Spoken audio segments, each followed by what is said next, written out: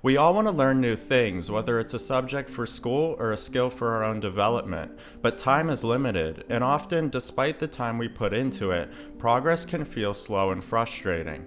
What's easy to overlook is that how we study plays a major role in how well we can learn. Over the past century, research has revealed many insights into how our brains learn best. A Mind for Numbers by Barbara Oakley is a book that provides an accessible introduction to the theory behind how we learn best and practical advice on how to apply it. The book is focused mainly on how to best learn math and science, though most of what is said can be applied and is relevant to other areas, such as learning history, philosophy, or studying a language. This video will discuss what I take to be the 3 most important ideas from the book and advice on how to apply them. The first idea is about the 2 modes our minds operate in while learning.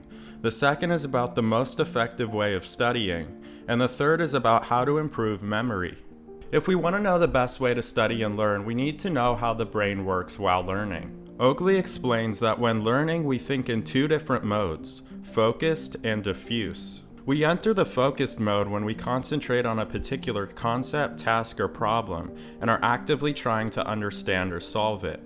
This kind of thinking requires a lot of effort and mental energy, and therefore it is one we can't do for a very long time. The diffuse mode refers to a more relaxed state where we're not focused on any particular problem and our minds are allowed to wander. We can be in this mode while doing other tasks unrelated to what we are studying, and yet we're still processing the material in the background. For example, we may be thinking in this mode while driving or taking a shower. Now, why is it important to distinguish between these 2 modes? It's important because it can be easy for us to believe that studying is always an intense or very concentrated process that requires lots of reading and review, and that these are the only times we are productive.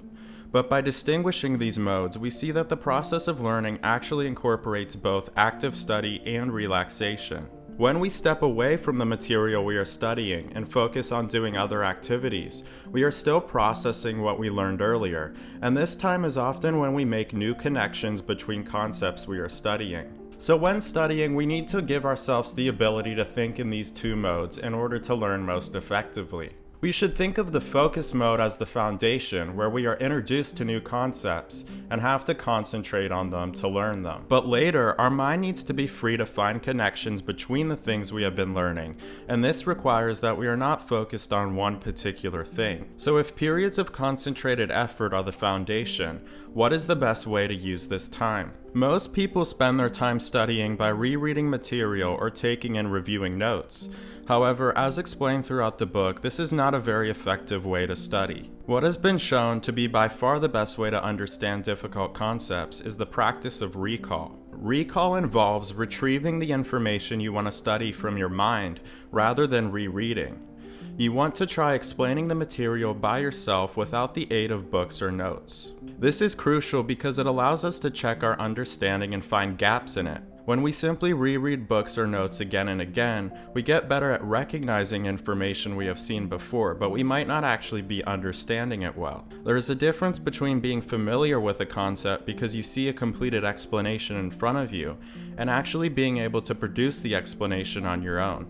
It's difficult to tell whether we only have a familiarity or a real understanding when we don't practice recall. Recall is both more effective at actually teaching us the material, but it also avoids what Oakley calls the illusion of competence, when we feel like we know a topic well and don't need further study, when in reality we have a very poor understanding of it. After we have learned and understand the material we are studying, we need to ensure that we retain it in the long term. In the chapter on memory, Oakley gives a variety of tools to enhance our ability to remember information. We do not have to be stuck with whatever innate level of ability we think we have.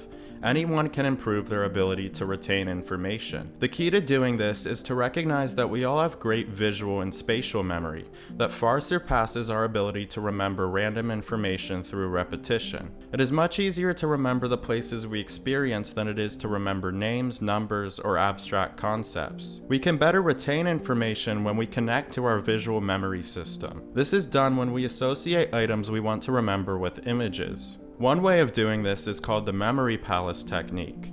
It has been used for thousands of years to effectively memorize substantial amounts of information. To do this, you imagine a place familiar to you, for example your house or street, and place items in different locations. The images of the items need to be vivid, and the technique works best when you include shocking or bizarre imagery. These visual techniques can be very effective, but they can't be used for everything, especially more complicated concepts. The best general principle for retaining information is to use spaced repetition. Spaced repetition involves reviewing items at different intervals of time depending on how well you can recall the concept. Software like Anki can be used to create flashcards that follow an algorithm that increases the time interval depending on how easy the card is when you review it.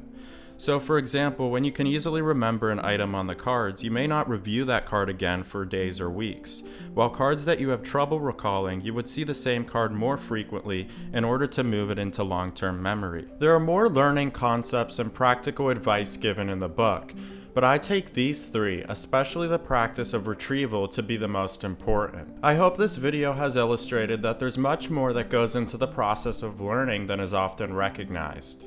Being aware of how our mind learns and the best techniques for study is incredibly beneficial in so many different areas. If you enjoyed this video, please like and subscribe and have a great day.